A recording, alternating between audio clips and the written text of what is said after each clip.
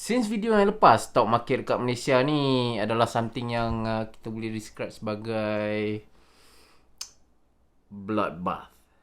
So hari ni kita akan move away sikit daripada semua saham-saham tu and lebih kepada kita punya core, which is long term investing.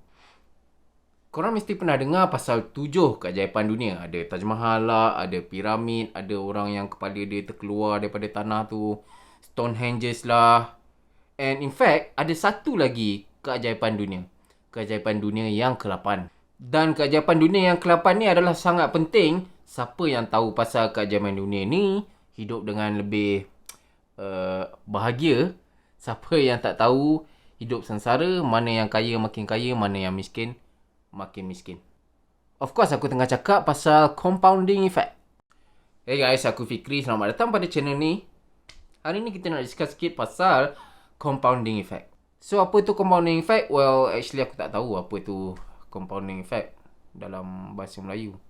Dah cuba cari tapi tak jumpa.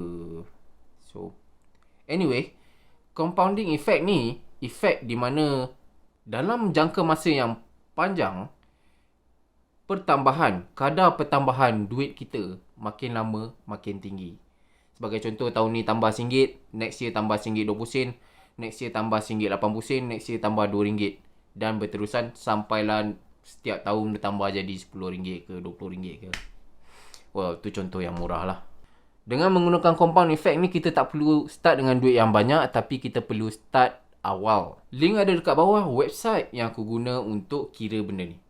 Korang boleh tekan link dekat bawah and kita boleh kira sama-sama. So, kita buat dengan premis macam ni. Setiap bulan kita akan simpan RM1,000 and rate of increase interest over that 1,000 adalah 8% setiap tahun. Kita start dengan 0. Pada akhir 20 tahun, berapa banyak yang kita akan dapat. So, lepas kira-kira RM1,000 setiap bulan, RM12,000 setiap tahun, 8% setiap tahun, compounding pada akhir 20 tahun akan dapat sebanyak RM549,000. Ingat nombor tu, RM549,000 dengan invest RM1,000 setiap tahun selama 20 tahun.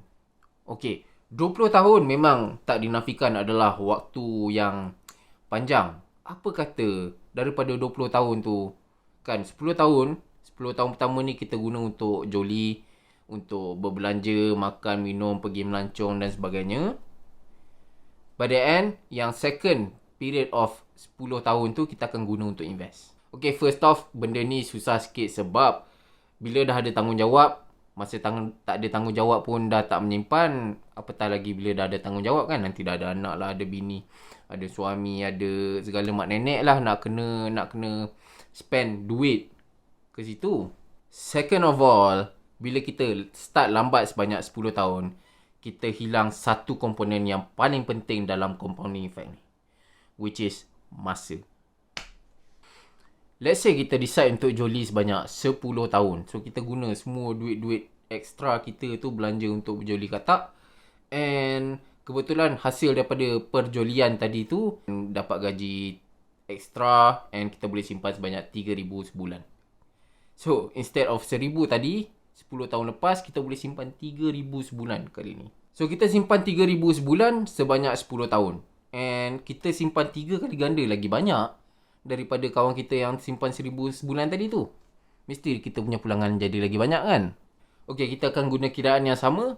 RM3,000 sebulan, 8% setiap tahun, sebanyak 10 tahun. Berapa yang kita dapat? Kira-kira kita akan dapat sebanyak RM521. RM521,000. Imagine that, simpan 3 kali ganda daripada orang yang simpan awal tadi. Tapi still, pulangannya lebih rendah daripada orang yang start awal tadi. Sekarang orang yang start awal tadi ada extra RM2,000. Katalah gaji dia naik pada kadar yang sama. Extra RM2,000, dia boleh simpan lagi. Untuk 10 tahun tu dia tambah lagi rate of simpanan dia. And pada waktu yang sama dia akan dapat RM800,000 lebih. Amazing kan? Cuma kena start awal sikit je daripada orang tadi and kita boleh jimat sebanyak 3 kali ganda. Amazing kan compound effect. Instead of kita belanja RM3,000 setiap bulan, kita cuma perlukan RM1,000 je untuk dapat efek lebih daripada orang yang simpan 3 kali ganda. Kita cuma kena start awal je sikit. So, atas konsep yang sama, sebab itulah premium insurans akan naik berkali ganda dengan umur kita. Sebab dia boleh guna duit ekstra ni yang akan compound jadi lagi banyak kalau start awal. Begitu juga dengan hutang alung, dia suka bagi faedah yang tinggi, hutang bank, hutang kredit kad, personal loan dan sebagainya. Instead of kita terima compounding effect tu, kita bagi compounding effect tu kepada bank-bank, pada alung-alung ni, kepada kedai-kedai motor ni. So guys, main takeaway kat sini untuk dapat wealth yang banyak, kita tak perlu start dengan duit yang banyak, tapi kita kena start awal, kita kena consistent and be careful. Berhati-hati dengan percentage interest yang banks, kedai-kedai motor, kedai kereta yang diorang offer. Kita kena tengok bila kita buat hutang ataupun bila kita buat untung tu, percentage tu, berapa banyak dia akan compound dalam 5 tahun, 10 tahun, 20 tahun yang akan datang. Bukan just 6 bulan, bukan just 3 bulan yang akan datang.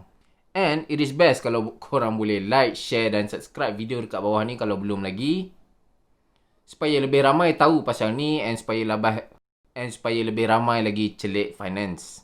Tolong aku untuk grow channel ni. Okay, sebelum aku akhirkan video hari ni, aku ada buka 3 account. First account adalah akaun saham yang mana aku akan pilih saham-saham company. Pilih satu-satu. Second account adalah Wahid Investment. Third account adalah Stashaway. So, kalau korang berminat untuk tengok growth 3 account ni, mana satu yang lebih baik, mana satu yang ada lebih peluang untuk grow your money, boleh subscribe pada video ni and aku akan share growth account-account ni. In fact, aku akan guna duit yang sedikit je supaya you can see how that money can grow and more relatable. Dengan itu, aku akan buat satu video extra setiap bulan untuk share growth daripada 3 account ni. And kalau ada extra lagi account yang aku akan buka, aku akan share juga.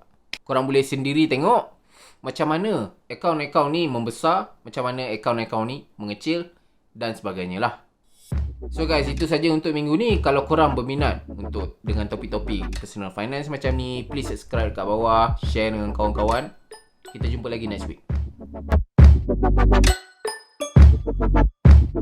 Oh,